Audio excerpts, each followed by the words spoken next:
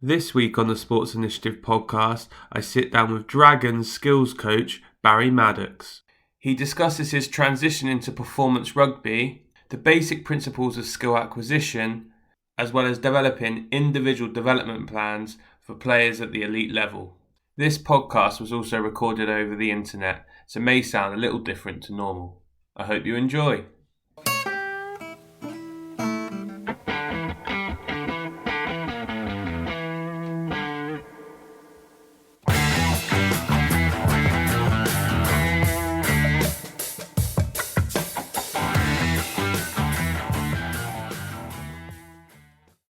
So Barry, first of all, appreciate you doing this. I guess the more pressing question is, how are you? How's COVID life, which is a bit odd for everyone? Yeah, I think it's getting to the tough stage now. The homeschooling has been pretty demanding, to be fair. Definitely changed the way I think about teachers for sure, with a whole class full of kids. But on the other side of that, it's been really positive insofar as touching base with people like yourself, Mike, and the coaches and other different sports. Really, it's been really engaging that way to keep some sanity. And how have you found that in terms of, I know a lot of people doing CPD during this time, and as you mentioned here, you've been reaching out to people. How have you found that? What kind of avenues have you gone down to try and upskill yourself? A lot of webinars, so we've been fortunate enough to have, some of the home unions have been doing quite some good webinars, really. The RFU, the WIU, Ireland Rugby. I've been doing some good stuff and just trying to get onto them. And then sort of really been touching base with coaches or contacts that and then they've put you in touch with somebody else. So I've probably travelled the world via Zoom probably over the last couple of months, from Japan to Australia to New Zealand, just touching base with coaches with all different types of experience, really, not just in rugby, different other sports as well, which I think is always good to get a perspective from other sports. And then in terms of people that maybe don't know you or don't know your background, you just want to explain kind of what your role is, who you're with, and kind of how you got there, if you like. Yeah, so I'm currently at the Dragons. I have been backs coach for the last couple of years. I'm about to move to a skills role there with them. I was doing skills beforehand, but sort of working then, obviously, the first team predominantly with the Pro 14 in mind, really. Week to week preparation of the team, that type of stuff, really. And then before that, my probably journey started back in 2000 with the Welsh Rugby as a development officer. So really started at grassroots stuff, from under eights right the way through the pre-academy stuff, really, which was then the Swansea arm before it became professionalism. So obviously professionalism came in, they created the Ospreys at that point, but it was the Swansea arm really I looked after. From there I went to Hartbury College, so the educational background there in Gloucester. And my responsibility there was pretty much set up the first females academy for the RFUW, it was at the time, before he came under the banner of the RFU. And I had 4 fantastic years there, because obviously then I looked after what's called the ACE program, the Advanced Apprenticeship in Sport and Excellence, for rugby, for the boys and the girls in that period. And then I was fortunate enough, I suppose, to become, the first women's head coach of the SEMS program with the RFU in 2012. And then from that, I went to Bath Rugby, where I had 4 great years, in fairness. One working under Mike Ford, and then with Todd Blackadder and Tavai Matson, basically. And then across to the Dragons for the last, going into my 4th year now with the Dragons. So when you were starting off on that journey and you were a development officer and whatnot, did you know that you wanted to go into professional rugby, or was that just kind of a continuation on the path that you were on? No, I think it's a really good question. I was really enjoying the fact that, that going to different communities around the Swansea area at that time, as a development officer, um, working with and trying to establish teams from under 8s right the way through to under 16s at clubs, going into schools. So a real big remit really in that, and kind of really enjoyed that stuff. It probably what sparked my probably interest to go on a little bit further was I was fortunate enough to coach Wales under 16s at the sort of my 6th year in as a development officer. So I was backs coach and support coach with the Welsh Rugby Union and the 16s team then, and that probably sparked my interest then really about going probably more the performance route rather than the community route. So it was brilliant to work in that community element of the game for sure, because it gave me a good grounding and a good understanding of dealing with different people on a daily basis. And then, of course, it enabled me then to make that decision on which pathway I kind of took, really, either to stay in the community game or pursue that sort of performance pathway or the performance development pathway, really. And were there any skills that you think you learnt during that kind of development phase when you're working, obviously, with the younger kids around skill acquisition and the fundamentals and basics of the game that now transfer into your role that you're doing at the moment? Because obviously you mentioned you're a skills coach now, so there's quite a skill element to both, but obviously one's on a developmental pathway and the other's on an elite pathway.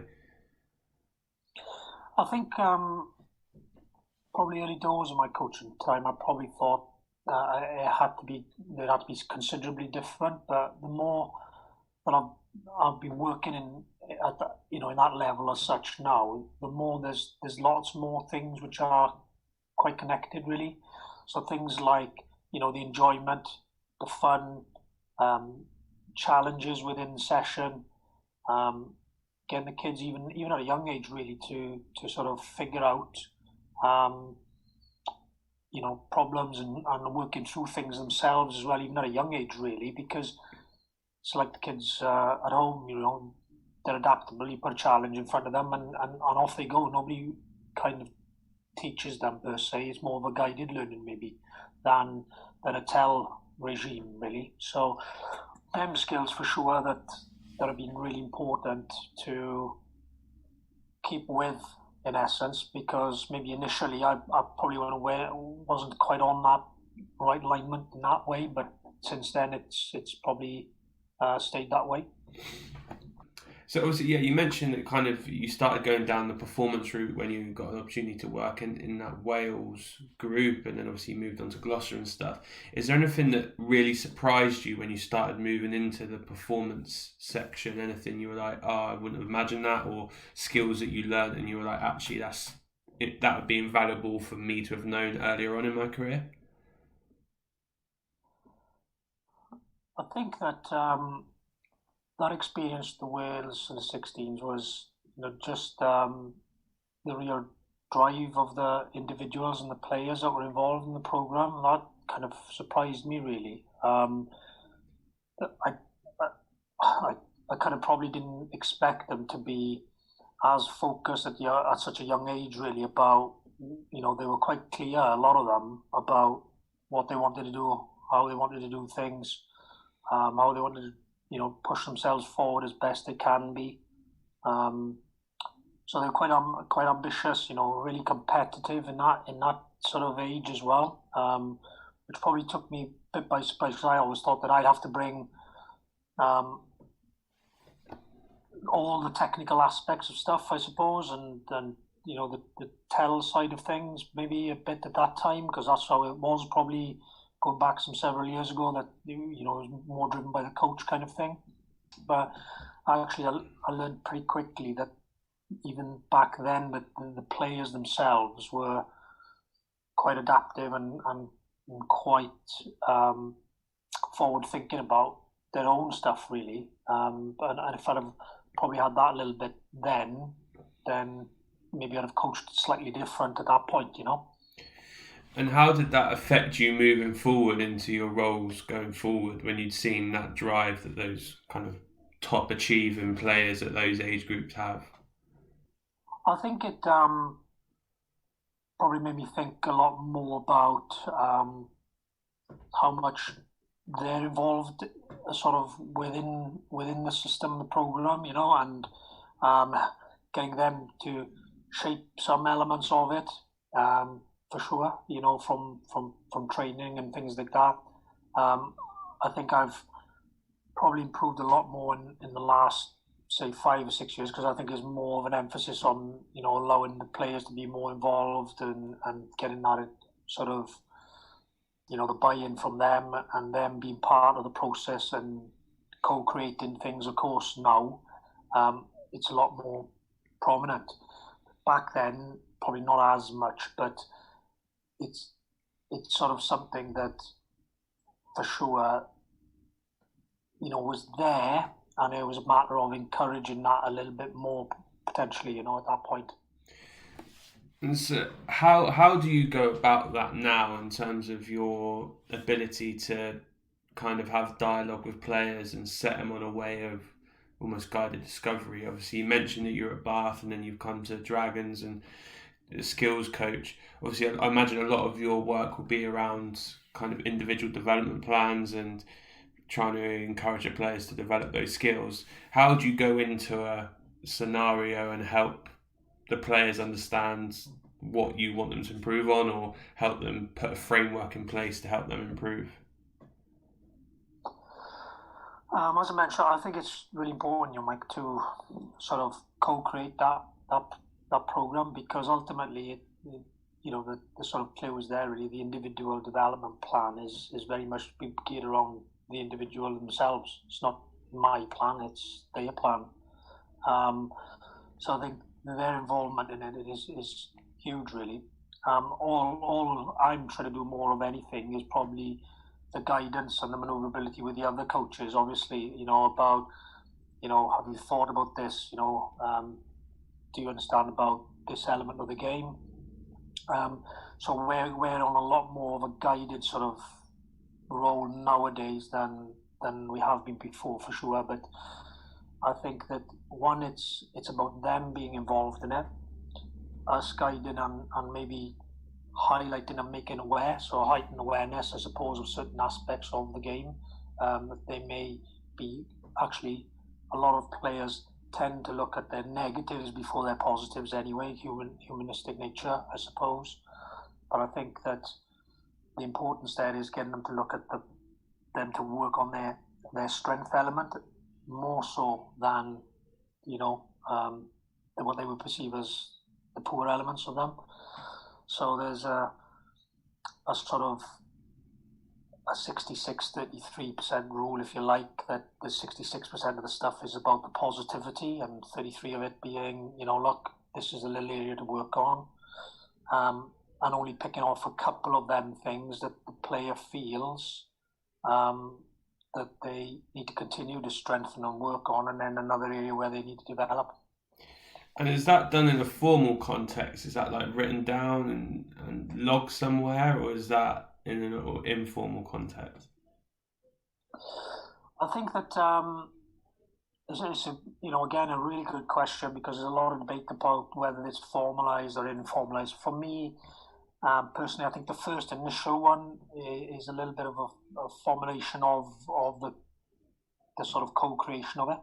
And that's with the other coaches as well. So it's not just by myself. So if, for example, there's a forward, then that would be created with the forward coach.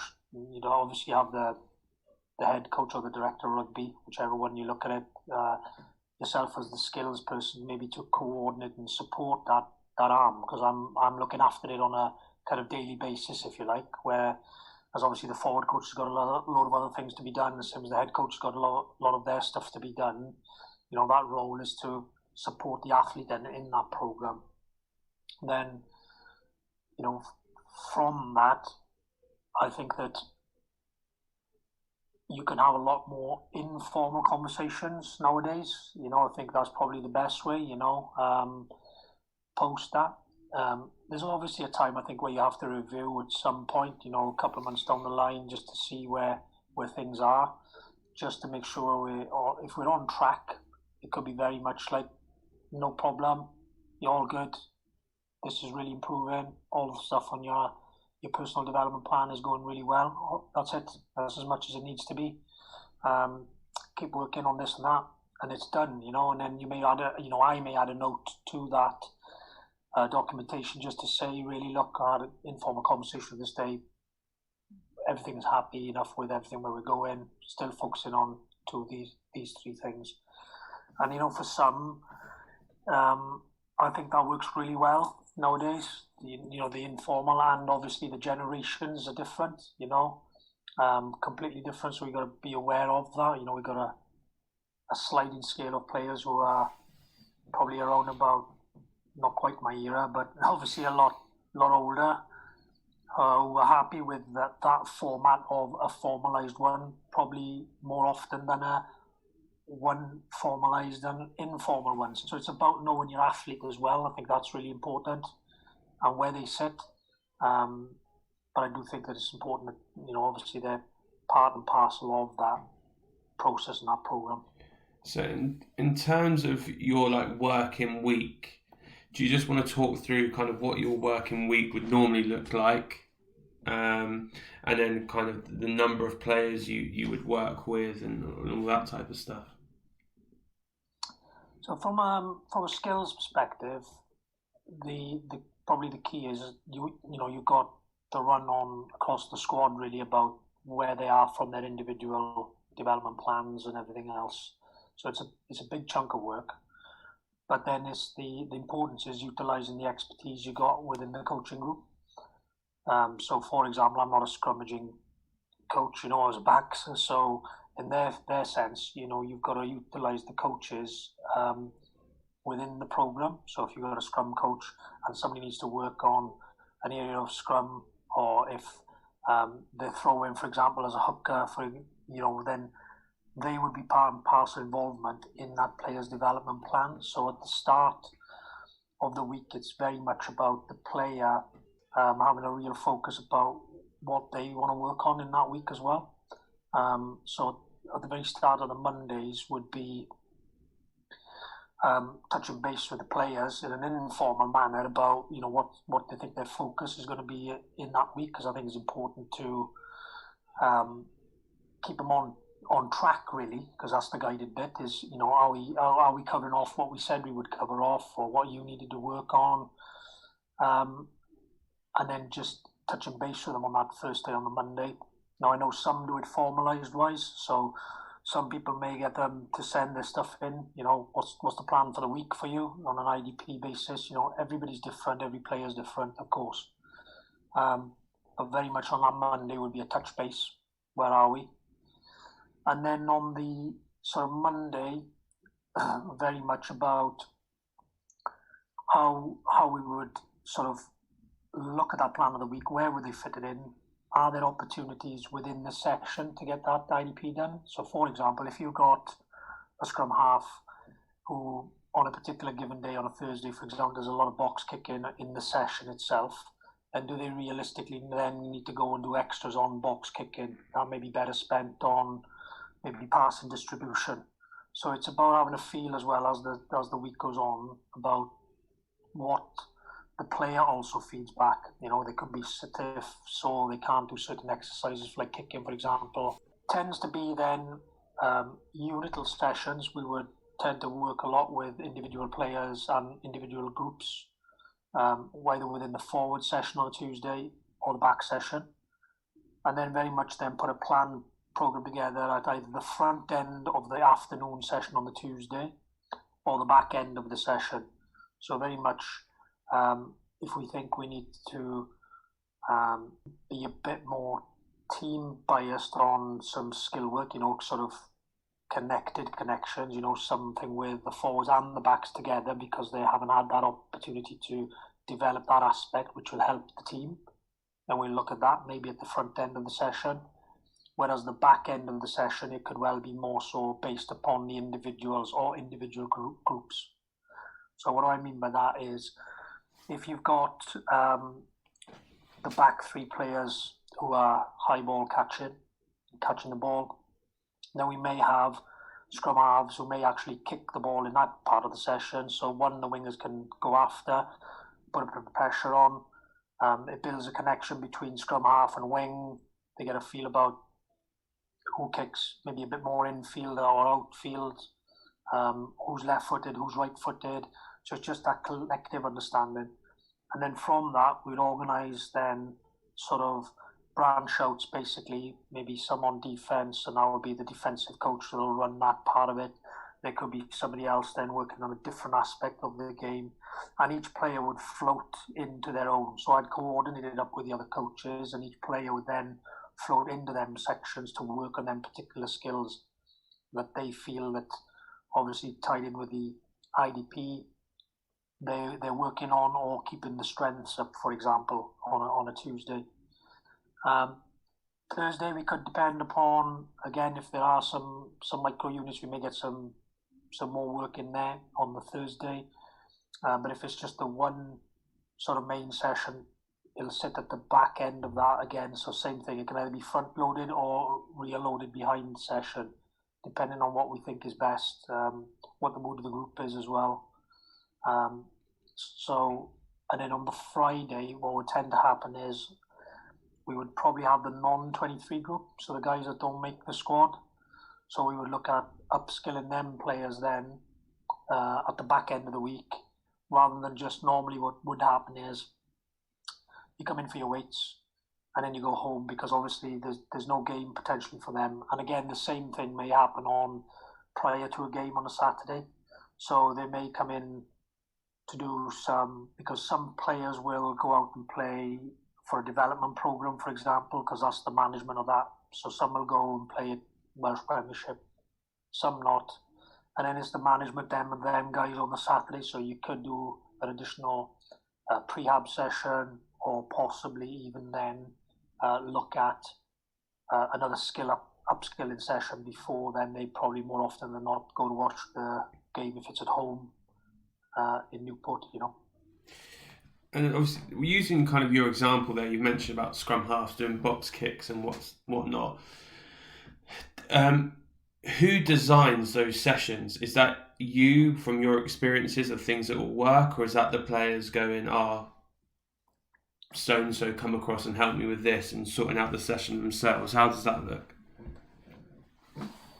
I think it's I'm a big believer in, first of all, show them what we're after, kind of thing. I think that's important, that they have an understanding of, what they're trying to work on. A lot of the experienced players, yeah, of course, but maybe some of the younger guys, if it's younger players, we may need to guide them a little bit more on what it looks like initially.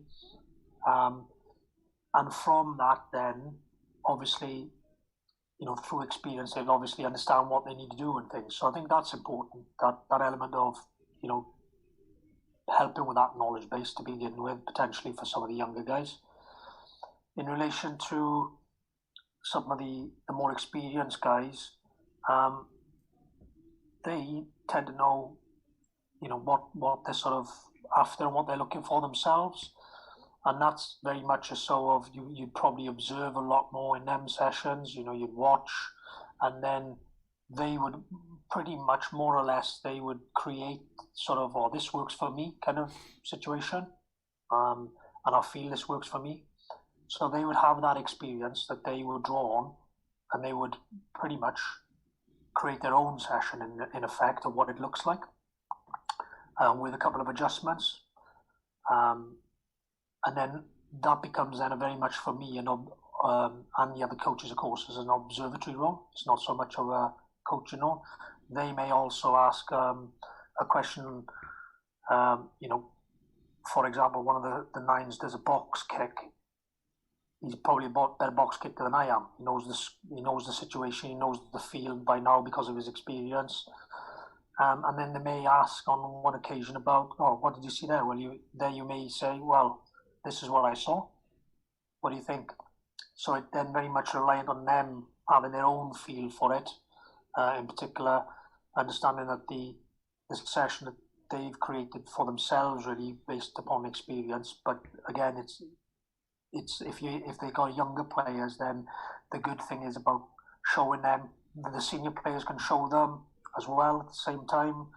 So it's a lot more co-coaching as well at the same time, because if the younger guys are in with more experienced players, then we'll allow the more experienced players to support the younger players, because I think that's really important. And again, we're just sort of guiding, observing, and supporting the players now much more than what I've done before, where it used to be, oh well, your left foot isn't there, or your right foot isn't here, for example. So it's about the feel, that they get to feel themselves really about what's going on with what they're doing. And how much of the support that when you do give it, how much of it is technical detail? How much detail would you go in with them? We keep going back to the box kick example, but how much would you say to them, you drop slightly off, which is affecting where you kick, or your balance is in this position, or your foot's wrong here, or how much of it is suggesting for them to then try and figure it out? How much technical detail do you go into with those guys? I think that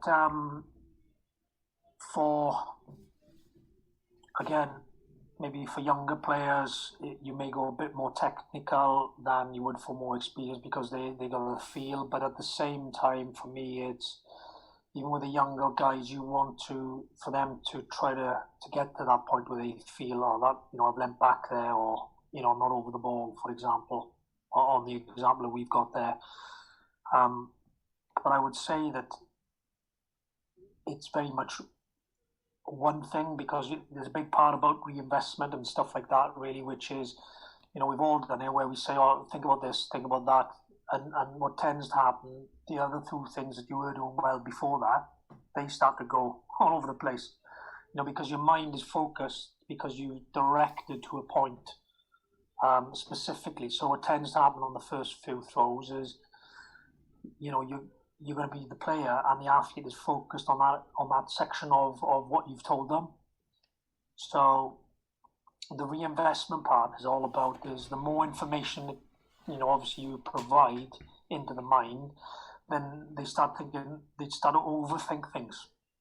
And that's where you've got to be, really careful. For me anyway, is it should be them getting the feel, getting the flow themselves as best you can do, with maybe one pointer if you need to with some players, and others will be very much about, hopefully that they don't feel it's going well, and then they'll turn to you, which is the ideal thing, if they feel they need to, and say, look, this is not quite going well, is it? But what's happening with this, or happening with that? Well, have you thought of this?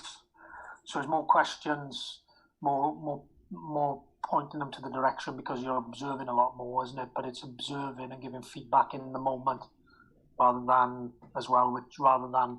trying to look. You can obviously show it by video later and stuff, obviously, but in an ideal world, it'd be feel and show in the moment, really, for me.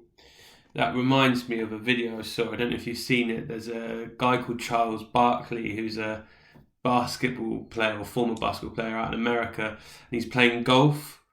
And you've obviously had where a coach has said to him, you need to think about your backswing going here and your wrist here. And he's got the most disjointed swing you've ever seen, because he's almost doing like a checklist of going, I've got to do this, and then hit. And it's almost like a conscious thing the entire time, rather than it being like a natural flow and thinking about one area of the swing. It's quite interesting you're saying there, in terms of you have to guide them, but let them try and sort through the process themselves, rather than give them strict points, because otherwise your brain doesn't really process it properly.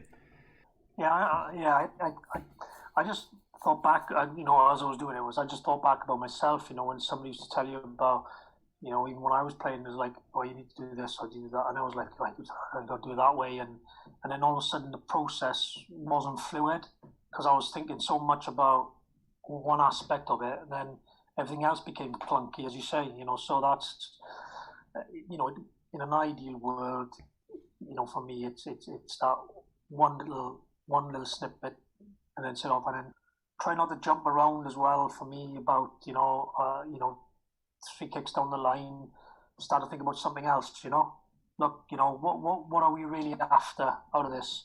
Well, okay, if all of a sudden it's about one aspect, we're leaning back, for example, on the kick, or if I'm not finishing my hands on a pass, then just focus. Look, you just finish your hand, just sit, and then not worry about it. Are they square? Are Are their hips not beyond 45, for example? Did they do an early catch?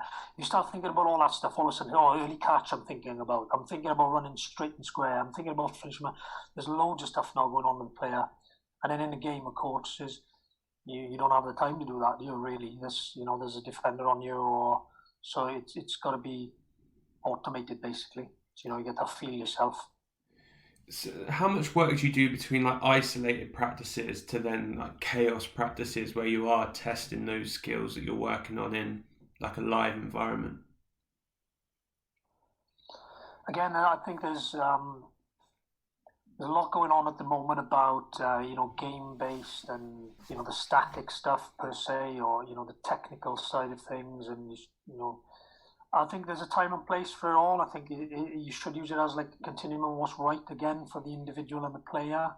I think that the chaos aspect, or the more difficult building the skill, which ultimately that's what it is, isn't it? The skill is technique under pressure. That's ultimately it. So we've got to go there. We've got to go here. But at the same time, I also think you can utilize, if somebody's consistently dropping their hand, for example, then not necessarily in the session would you take them out of the session, but at a point I think you need to just check and understand, do they know, make a self-awareness, do they have the feel of that their hands are dropping, for example, on a pass. They may not be even aware of it, and it may be just raising their awareness is the first instance. All right, okay, and then see what happens again. So I think that little bit of sort of going from a technical side of things into then the more chaotic side of things. You're going to pick off your players and slide up and down the bar. You obviously there's a lot more that goes on within the game, sort of bias stuff. Obviously, there's lots more to think about. It's more realistic to the game because they're the things that you have to think about.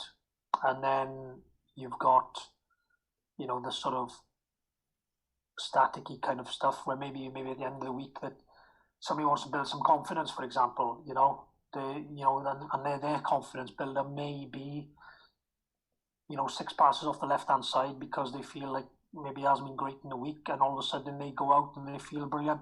But that's more of a psychological build-up maybe potentially for that individual. But again, it goes back to the individual because, it's a feel-good factor for them potentially, that way.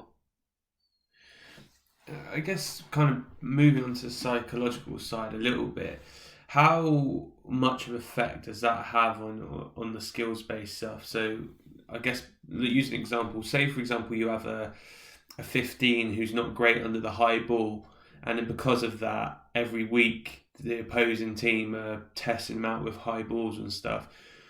I appreciate earlier on you said you're going to try and focus on that 66% and then 33% on his weaknesses, but I assume that's probably an area he's going to want to develop because he doesn't want to keep getting found out like that. How much of a psychological factor do you think it is, like the performance at the end of the week? So doing all of this work, all the IDP stuff, to then get or see an outcome kind of come a game day.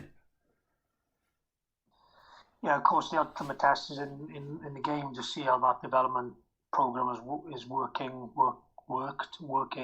and I think it's a big buzz. I think and then you've got to, like for me, is a lot of it is reinforcing the positivity and stuff. So, for example, an individual who's catching a high ball,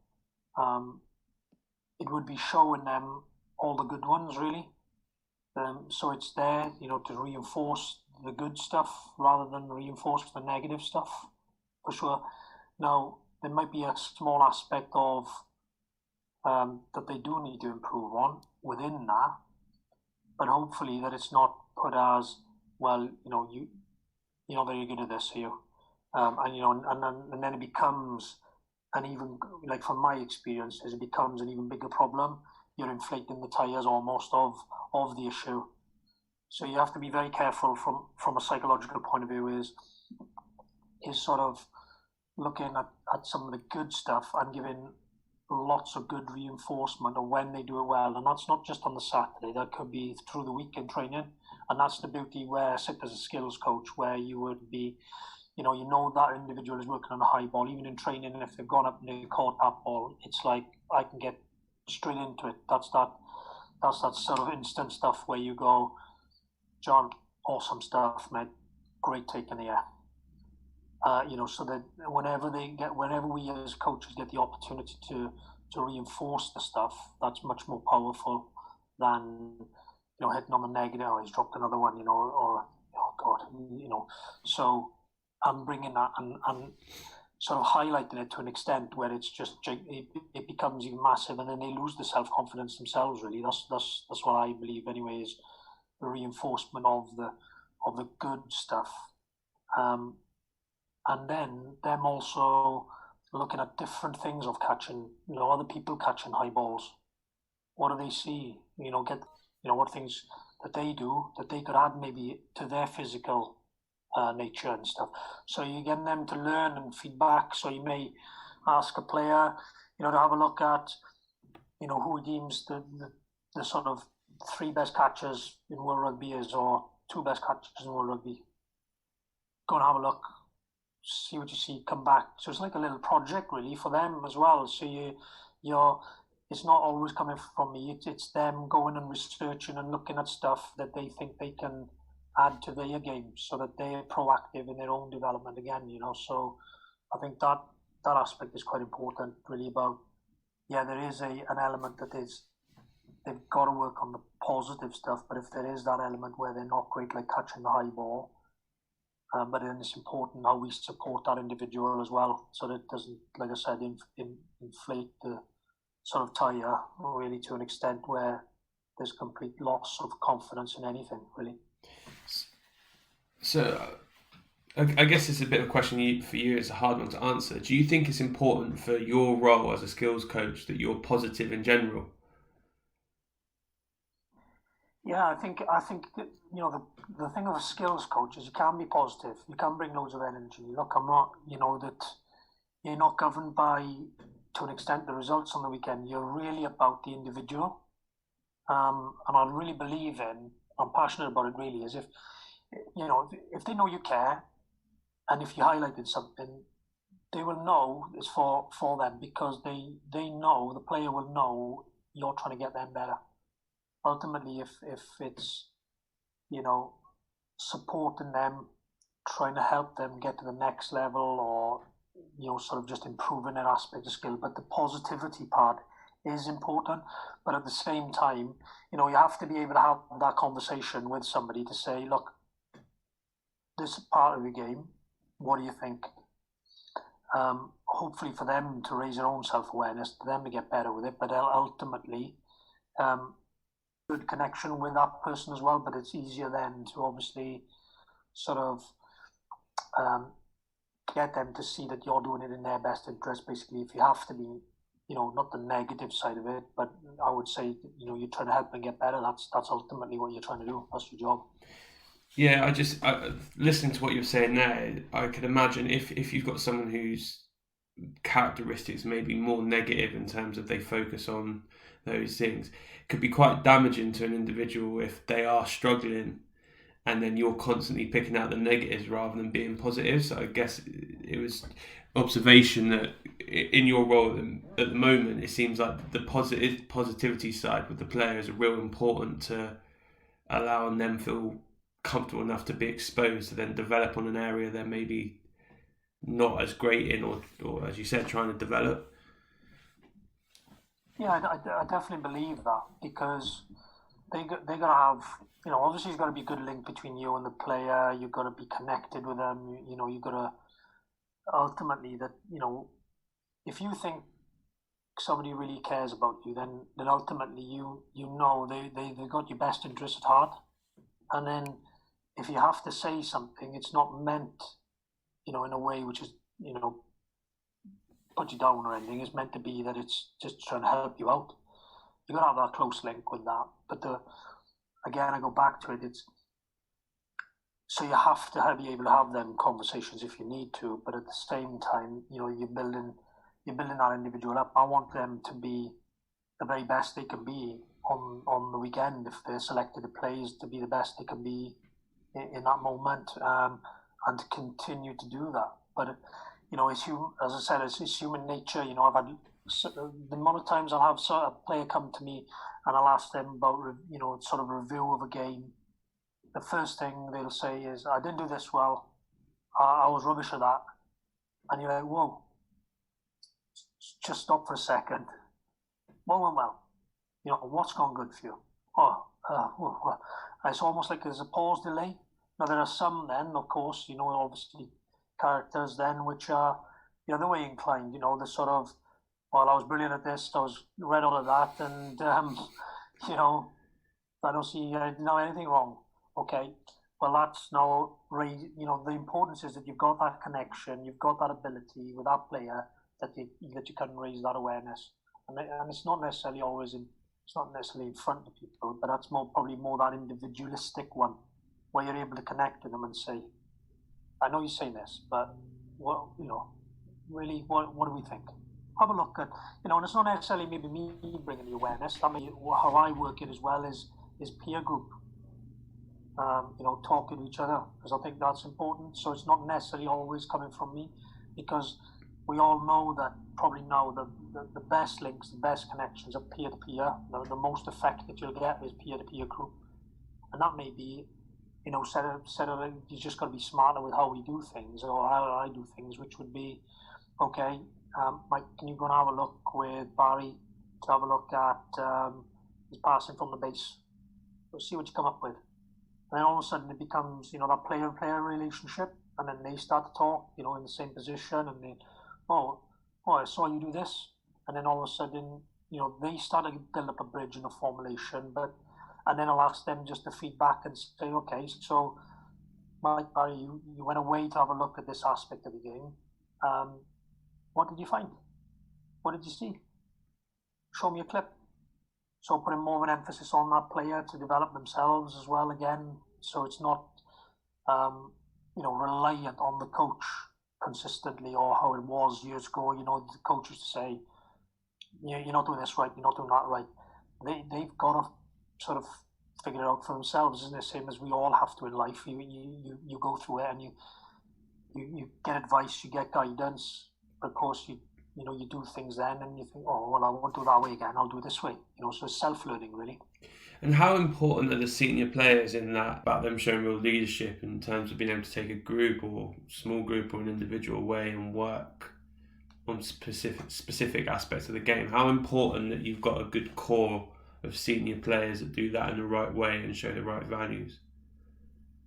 I think it's vital, isn't it? Because if the younger guys coming through, if they see good behaviours, how people hold themselves, and sort of stay after training, for example, do some of that extra additional work that they're looking as players. As a younger player, you get naturally drawn into that. If there's good habits with senior players, then obviously it kind of rubs on, well, this is the way we kind of do things around here. So, we will go and do this thing. It's the same in a negative way. If everybody just walked off the pitch, then even if I'm a young lad coming through the system, it's, well, all right, okay, the session's finished, we all walk off the pitch. So, the behaviours of that senior group is so important. And also their willingness, actually, I've seen younger players talk to more what would be added as senior or leadership group players in the same position, and actually show them something that they never even thought about. Oh, that's super powerful for me, where you go, wow, this younger lad is actually showing this guy who's 28, 29 and been around the scene for a long time, and he's explaining something to him. I'm like, you're brilliant. And the tendency would be with that leadership group is, if we can get them to guide and encourage them younger lads within the group as well, it's only going to grow the self-belief, the confidence, the sort of guidance on pitch, for example, the willingness to speak up on the pitch, because you kind of like it's not shouldn't be like this anymore. But it used to be, if you'd been in 8, 9 years and you were a senior pro, the guys who come in for 2 years didn't say anything because you had the senior guys who would say stuff and everybody else would just nod their head. But you want to grow that environment and that sort of group really, that the younger guys have a voice. So it's a two-way thing for the senior guys, and then that they are leading by example, behaviours are good, willing to listen just as much as talk and say as well to the younger guys or the new guys coming in. I think that's important. And I guess the challenge for that or that environment is if you have someone who maybe is disengaged from the group or disengaged from the task at hand. And I guess a big one for you is if they're not engaging in their IDPs. How do you go about kind of challenging that behaviour? Because I guess that it doesn't matter if you're in kind of a youth setting or a senior level, you want everyone to be working towards a target. And if you've got someone who isn't engaging properly in the process, they're not going to improve, and it's going to have a negative effect on the rest of the group as well. Yeah, I think that's what comes from the start. I think it's probably that you've got to set it that it's theirs, their own plan. So you kind of get that buy-in as best you can do initially off the straight off the bat kind of thing. You will have people who say all the right things potentially. Say I'm going to do this. I've written it all down. Yeah, this is where I'm going. And then again, it's because you got that relationship. You should be able to, not necessarily just as me as a coach, you should be able to challenge and say, well, look, you've come up with this plan. How often have you worked on it? Does that move forward? No, it doesn't. So there's then the challenge where you can get some of the more experienced players potentially to put that a little bit more of a lean on as well, or the encouragement to say, making people aware of what they're trying to work on. So for example, if you've got a player who's working on a defensive aspect of his game, and there are 3 or 4 others within that group or senior group who are working on defensive aspects, then you could touch base with them, potentially then get them to talk to him and say, hey, listen, we're doing this defensive bit today. Come and join us. I know you're working on this defensive bit. So it's the encouragement of, hopefully, their peer group again. Pressure is from, best can be through the peer group. But ultimately as well is, look, at the end of the day, if you've got an individual who you've got to try to raise awareness, in my opinion, show if they don't know as well, because it's all good and well saying, well, I want you to work on X. Do they actually know what X looks like? So that's what I'll say about you may have to show in some instances, maybe a younger player, maybe an older player, show good examples, maybe of another player doing stuff, etc. This is what we're discussing. Does that make sense? Do you see it that way? Do you not see it that way? So you're constantly touching base with them. But then ultimately as well is, look, it's about them getting better. And if they don't want to get better, then ultimately, you can only do so much to try to support and encourage around that individual to sort of get better. And if they make the choice of not trying to get better and not bother, well, ultimately inevitably what will happen at time is, they'll be moved out of the group more than likely. So that's the stark reality of the game, isn't it? If there's a young whippersnapper who's chomping at the bit to come past and beyond, then all of a sudden that individual, they'll be moved out of the group. That's, hopefully you don't want it to be at that stage, isn't it? Because hopefully you've done all them little bits in between that. Ultimately, I think as well, though, nowadays that, if you're a professional player, you have to continue to work at your trade. It's like any other job in the world, isn't it? If you're not learning, getting better, trying to be better at what you do, then ultimately, somebody else is going to overtake at some point. Yeah, and that's reality of life in general across the board, I think. And in terms of your framing of sessions, so you've mentioned quite a lot of the use of video analysis and stuff.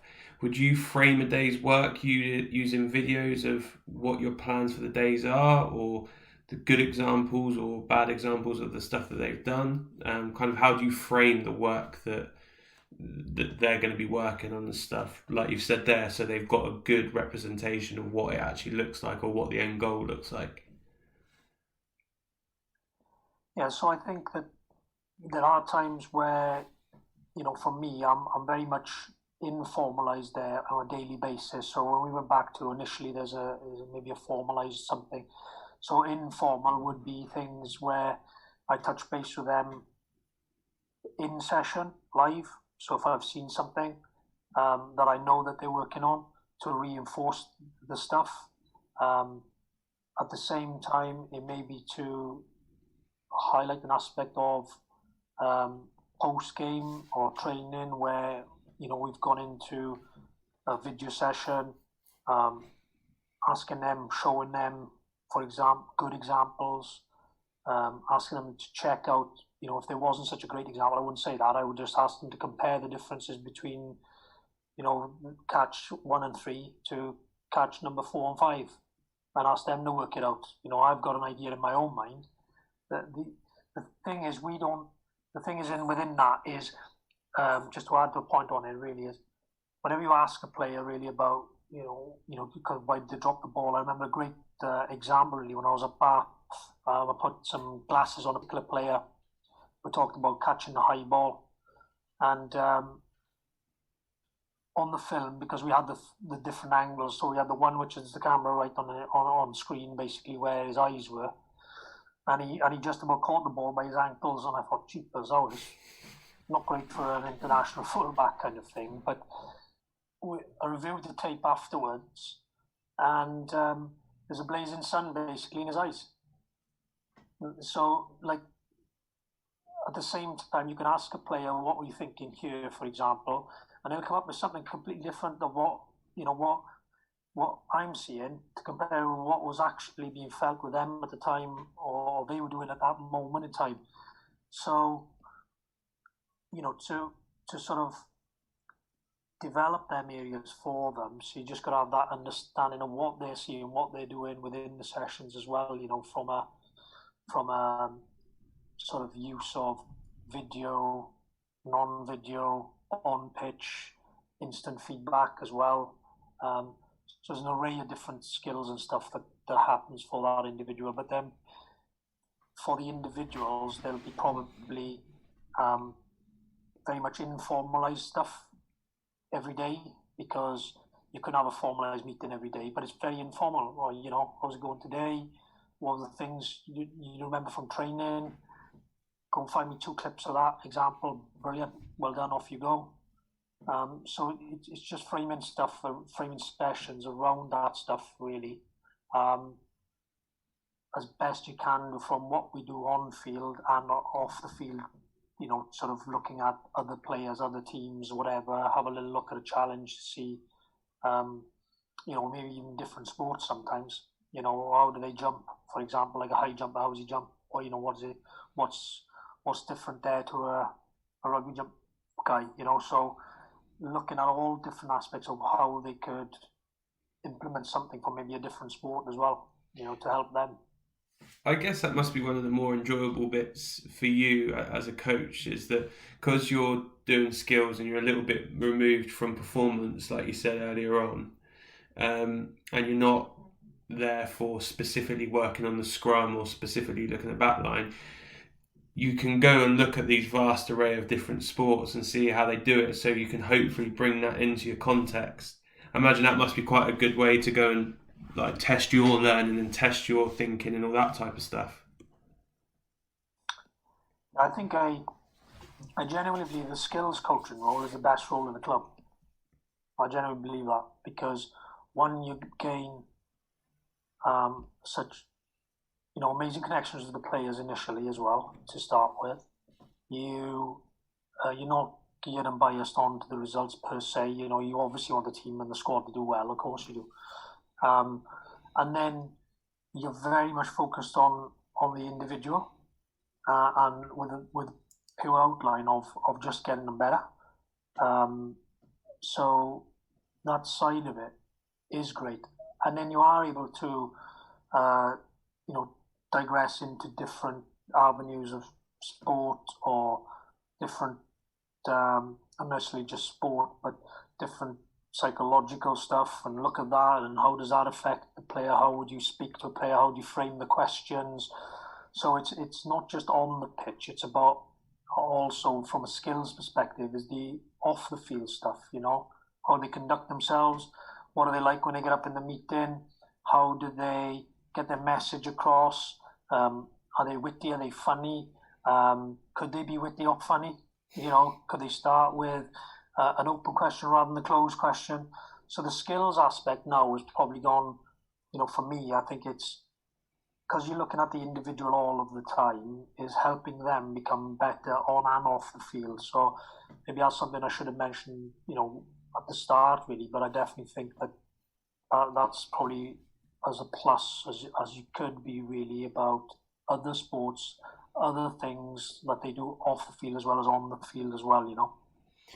And is there any particular setting where you've learned something that has really resonated with you that you've been able to take back and use? Yeah, there's been lots of stuff, you know. I've sort of I think that there's, say, 70% of the time, if you go to a webinar, if you go to a conference, if you look at a different sport, you probably think, yeah, that's maybe confirmation, you know, yeah, we do something similar, you know, pretty much on the line. I think then, you know, the rest of it then is built up from things you think, yeah, I don't think that would work in this environment, potentially. There are things then which you go, wow, that's a real gem. That's, you know, that little 10% bit in there of anything that you've been on. And then there's others you think, no chance, you know. So things that have resonated probably in the last couple of months has been about learning styles and the difference in all individuals, really, and the generation gaps and stuff like that. You know, it's we had generation, you know, we had the millenniums before, now we got Gen Z. You know, it's learning about them things and how do you get interconnected with them people and players, because ultimately we're talking about people, really. That's ultimately what it is, connections in that sense, and sort of, you know, the sort of different learning styles. So that's important. What type of things will you take back to Dragons in terms of looking at those generation groups? I think the main challenge that I've say picked out of that one would have been the way you run meetings and stuff, and how. So obviously in the past would have had players get up and they would deliver on parts. So we do a lot of the stuff, you know, present back on the team, sort of what we would run from an attack point of view. So we'd look at all of that stuff anyway, so we'd be up on that. But then it was just maybe the sort of go away element as well, and not necessarily have the answer in that maybe initial meeting, which was quite surprising, which was giving people time to reflect, time to go away and come back and say, yeah, and not be frightened of if we don't reach the answer in our meeting on a particular aspect. So we may get 3 or 4 different things that we've nailed off, or 2 or 3 things that we've nailed off. And then we think, oh, this one is, it's going on, it's still not quite right. Or we don't, maybe it's time for a bit of reflection on it and come back and hit that one in the following day, for example. So I think, you know, like maybe if you've got an aspect where, you know, you think, well, we actually move this forward to tomorrow, it's not a major necessity, then we don't need the answer now and then fine. Things like small little micro challenges within sort of the meeting, you know, sort of get them going straight away. Pose question at the start of the meeting, so you know, you could, as they walk in, you can have a question on the board which already starts to prime them about what's coming in the meetings, them type of things, really. definitely the clarity on the one thing. We've touched base on that earlier on, but they were the things really which stuck in my mind around the meetings of late, and sort of learning styles really, because they're all different within that. So how do we try to touch base with all the different types of individuals within there as best you can, And then what about in terms of other sports? Is there anything that's challenged what you did or what rugby does that you thought actually that this could be really useful? I think what we got, it's just there's nothing been massive that stood out. I probably had more of stuff from sort of Kirk Vallis, for example, in Google. He was great about priming people really. So that is nothing to do with sport, but that's more about allowing people the thinking time away from the environment as well. Because they're big on it in Google, allowing people, when do the thing that came from there for me was, where do people think most about stuff? Where do they come up with the ideas? And they work on the principle really of it. It's not necessarily at the desk or in the office place, which was quite interesting. And he talked about prompting or priming away from the environment, which was quite interesting. So, coming from a business aspect really into that sport, which was, when the players away from the ground or the environment, when they walk, you pose a question, and, when they're walking the dog, when they're going for on the way in the car somewhere or something, all of a sudden their mind starts to wander and you start to think about some stuff, and it's a lot more relaxed. And that was fascinating for me, really, from a business sense, really coming, that I think that could really be utilised for players. And that could be even something where you pose the question the night before, leave it hang. It doesn't need to reply there and then or after the training day, and just allow that thinking time, that critical thinking time for them players as well. So I think that was something I had from a non-sporting thing, which has really resonated with me in the last couple of weeks, to be fair. I guess that'd be good, particularly good in your role with if you're asking players to go away and think about how to improve in an area or something like that. It will allow them to be really creative with the solutions to maybe a problem they're having, or how to increase to an even bigger super strength, for allowing them that time to go and reflect and do that.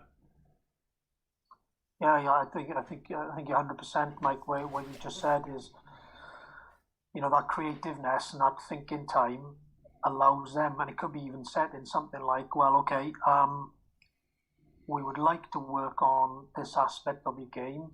If you had to come up with a practice or an exercise tomorrow or by the end of the week, how would that look?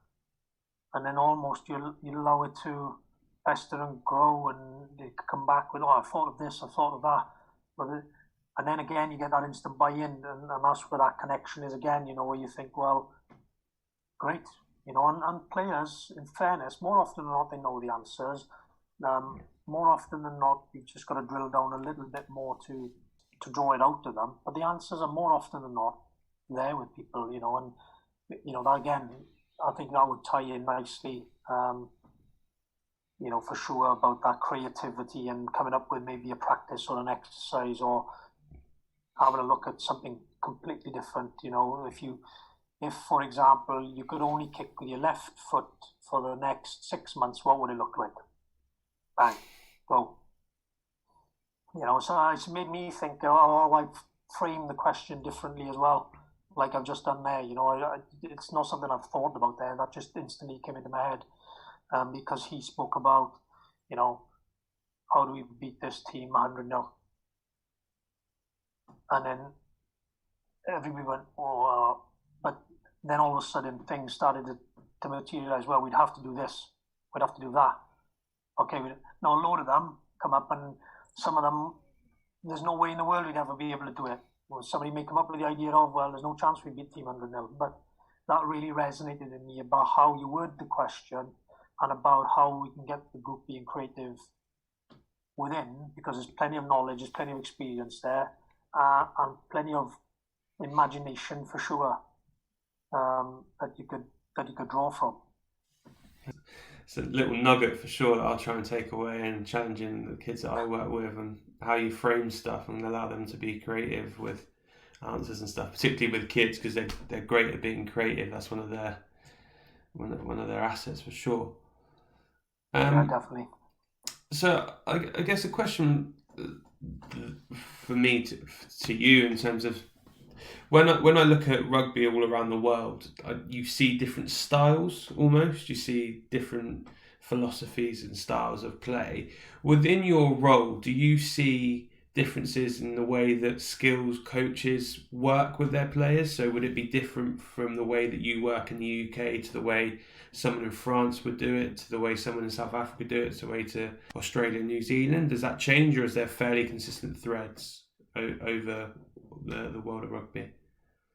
I think some may have different philosophies, of skill development. Some would be very much game biased, and that's it. Some would be maybe, try to teach in a sort of that sort of isolated or drill base or something like that.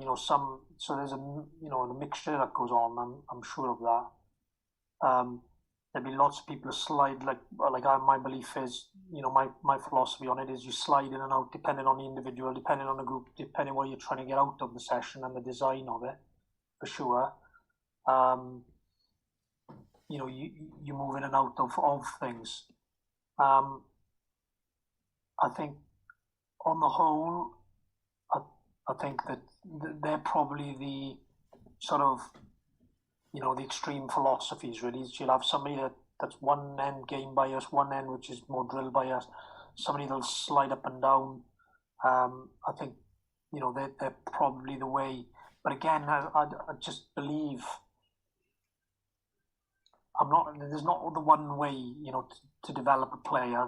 There's lots of ways to develop a player.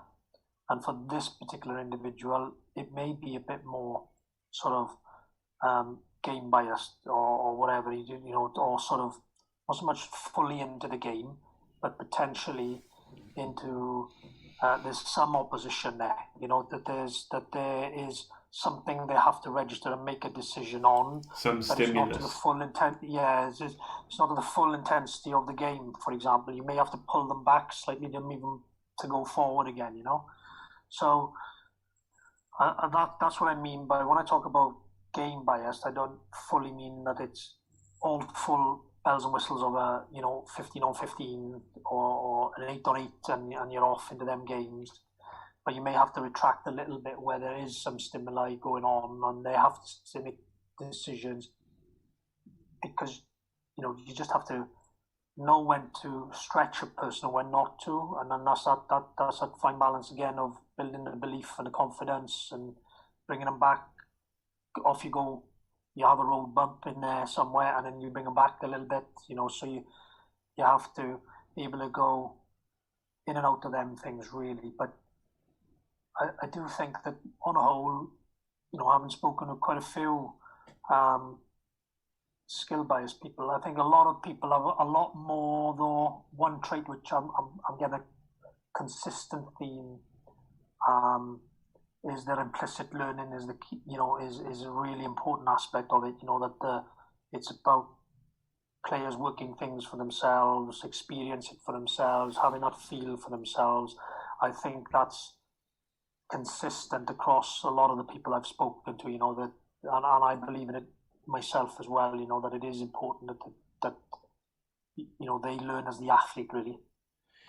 And do you think that that's something that's always been there, or do you think that that's something that's becoming more and more prevalent with the newer generations?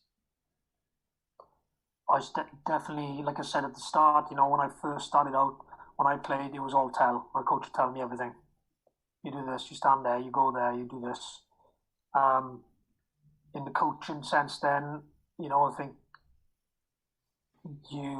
because that's the way that probably generations ago, that's how you were taught, so you tend to kind of do the same sort of style for a while, and then you start to think, oh, well, hang on a minute, doesn't quite flavour that way. And then I definitely think that there's been a shift. Well, I can remember starting when, I was fortunate enough to work with Rich Shuttleworth at the time, who was at the RFU in 2012, 2013. And that's when that really changed my mind completely about that sort of directive work, the sort of, you have to be drill biased, pretty much unopposed stuff, drill things all the time. And then from there, that's where I think definitely the last sort of 7, 8, maybe a bit longer than that, just a bit longer than that there's definitely changed to that sort of implicit kind of learning stuff, and then players being a lot more co sort of creating the stuff with coaches and things like that, and then problem solving, because the reality is, the more they can problem solve, when you get to the pitch on a Saturday, when you're sitting up in the stand, you can't do anything as the coach to an extent. You're there to, again, guide and maybe observe, and hopefully what you want is you want to get to a stage really where your players are actually able to see things and change things in the moment. But ultimately, that's what it needs to get to. So I definitely think that's how it's become that way, because that's what the game is. It's a chaotic game, and you can't control everything. Definitely from a rugby perspective, for sure. Okay, as we come full circle, I'm going to leave you with one last question and let you get on with the rest of your day. And it's something I've asked everyone, and you can give an answer to both, which is, who's the best player you've either played with or against, or worked with or against, and why? And then who's the best coach that you've worked with or against, and why? Oh, wow. What Mac? It's a tough question. Oh my, both of them. Super tough. Some people name a few, so if you're struggling to narrow it down, feel free to name a few and say why. Wow. So players first, yeah? Players first it was. Right. I think probably, because obviously, there's quite a few players really back in the day, but, sort of, Neil Jenkins would have been one for sure, Arwell Thomas, who played in Wales at the time, and Neil Jenkins obviously, became British Lion and everything else. There were two contrasting people really as back in them days, which were Arwell had all the flair and the flamboyancy of a natural Wales 10. Neil was probably more methodical, but his skill sets were unbelievable, as a player. And you kind of go, you don't really have an appreciation of how good somebody is sometimes until you play against them, and you really get that feel of, wow, I'm miles behind these two guys. Like your head. So yeah, they'd probably be players, and like again, players against, as in, overseas, would have been somebody like Stefan Glass, who played centre for France. Just on a different level at that time, So a lot of your probably people that are listening are probably going, "Who are these people?" I know. Who am I referring to? They'll have to look back in the black and white photographs of cine films or something. I don't know. But they were the sort of players really, that you think, flip that, he's good. Coaches, look, wow. I have been fortunate enough to, I couldn't name one, I definitely, because I have been so fortunate enough to work with so many good coaches. And I would find it extremely difficult to pick even 5 or 6, because I would feel my phone would probably be red hot with, I didn't hear you mention my name when he comes. But look, what I would say is this. I had good people at Hartbury College where I was. I had a great I will mention one guy probably who sort of influenced, who technically was very good way back when I first started and stuff. There was a couple of them, but just because he was like my first probably real mentor with that stuff was like John Schroffer, who was based in Swansea. Technically, he'd coached at Wales level with Kevin Bowden at the time and things, but he was very, very good technically. A good person as a young coach to learn from initially. And then, as I say, when I went to Hartbury, I was fortunate enough to work with some really good people there. England, Bath was very good. 2 sets of coaching groups I worked with there. I can, name them all. It's obviously Mike Ford was there. Neil Hackley, who has obviously been the forwards coach with England. Darren Edwards, done a lot of stuff with Quins, obviously been London Irish there. Toby Booth, obviously, who had been London Irish a number of years at Bath. So, them guys. And then obviously when the changeover happened, then, Todd Blackadder was amazing to work with, and Tabby Matson, that you just a really good, cohesive group who understood each other probably, and that mutual respect, tough but mutual respect, as in as well willing to listen to people's thoughts, but at the same time would also challenge what you're thinking. So you just, that was a brilliant experience for me there at Bath, for sure. Perfect. Well, listen, Barry, I won't push you to answer one because I don't want you getting stick from all your friends. But thank you very much for your time. I really appreciate you giving up your Thursday afternoon, and stay safe, and hopefully I can speak to you again soon. Good. Thanks for your time, Mike, and I really appreciate the call. I appreciate it. Cheers. Great.